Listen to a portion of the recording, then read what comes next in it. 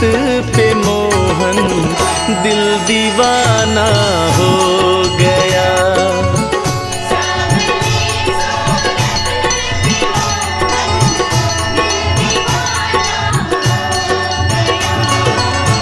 सांवली सूरत पे मोहन दिल दीवाना हो गया।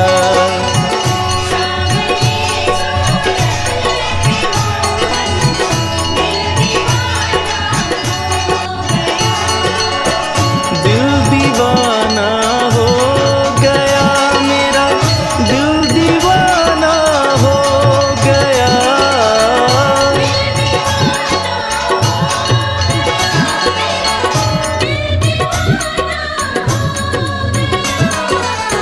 सांवली सूरत पे मोहन